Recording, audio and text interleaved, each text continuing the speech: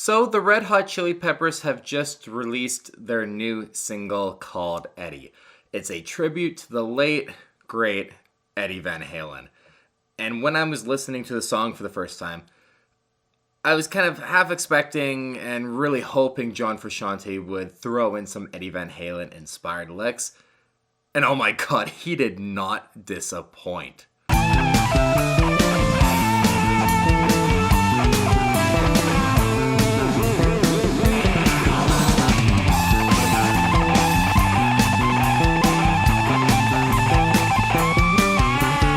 These solos that John played throughout the song were rather unexpected. The song was kind of not slow, but it just was kind of mellow and just easy going throughout the whole thing. Then all of a sudden, John Frusciante just came in with these wild solos.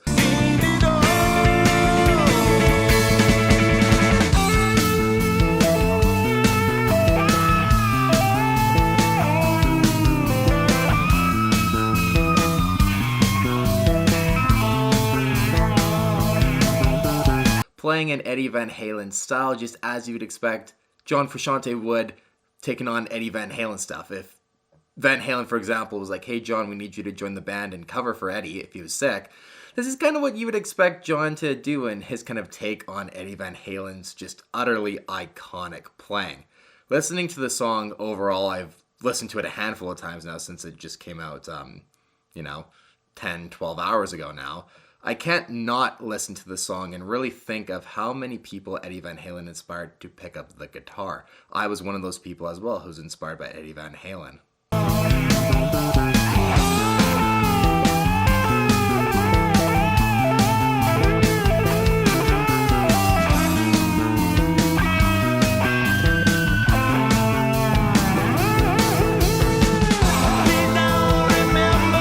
I mean, hell, even my first pedal was an Eddie Van Halen signature Phase 90.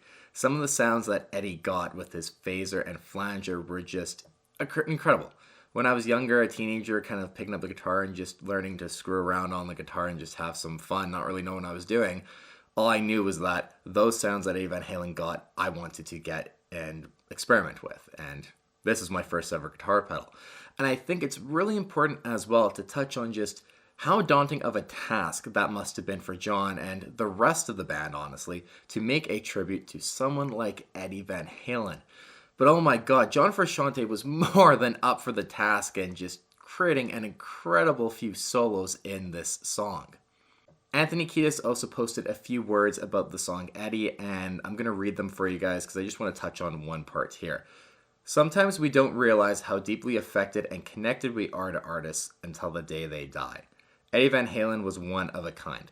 The day after his death, Flea came into rehearsal with an emotional bass line. John, Chad, and I started playing along, and pretty soon, with all of our hearts, a song in his honor effortlessly unloaded. It felt good to be sad and care so much about a person who had given so much to our lives. Although the song doesn't speak to Eddie by name, it talks about his early days on the Sunset Strip and the rock and roll tapestry that Van Halen painted in our minds. In the end, our song asks not that you remember Eddie for dying, but for living his wildest dream, Anthony Kiedis. And I just find it funny, but so true, that first part that Anthony mentioned.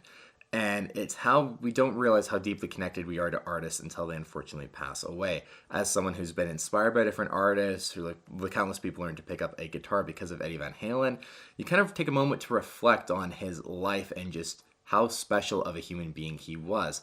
And it also translates, at least to me, and I'm sure a lot of you guys, with the recent passing of Foo Fighters drummer Taylor Hawkins, just another incredible musician and person who's inspired so many people, this time though to pick up the drums.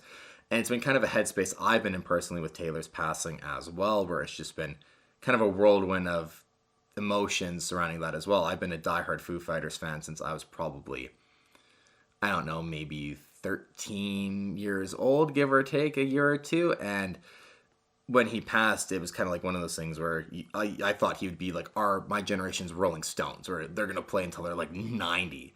But his unfortunate passing was just another example of realizing, reflecting on how these people really do shape our lives through music. I'm actually leaving to go to the Taylor Hawkins tribute concert in Los Angeles in like 2 days here, and it's just going to be an experience. But anyways, bringing it back around to John Frusciante and the incredible playing he did in this tribute to Eddie Van Halen, I think he went about it the absolute perfect way. The solo is instantly recognizable as John Frusciante, but at the same time, his playing throughout the song and again in these solos is so heavily inspired by Eddie Van Halen, you immediately think, oh, okay, John's really channeling his inner Eddie Van Halen and having a lot of fun with the solo.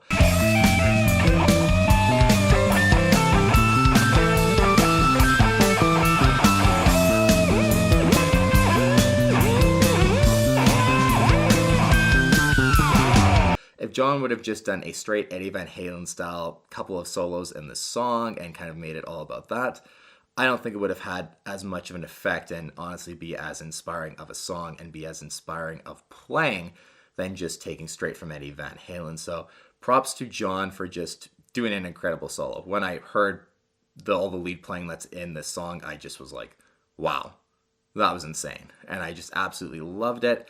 And also to Flea, Anthony, and Chad, I mean, what a hell of a tribute. You guys just nailed it, and it's definitely going to be a favorite song off of mine, I think, for this upcoming album, that's for sure. Let me know your guys' thoughts in the comments down below, what you think of Eddie, what you think of John Frusciante's playing. I just didn't want to not touch on it because when I heard it again, it just was like, wow. John just did a brilliant job, and I couldn't not comment on it and discuss it on the channel. So you guys, thanks so much for watching. I'll see you on the next one.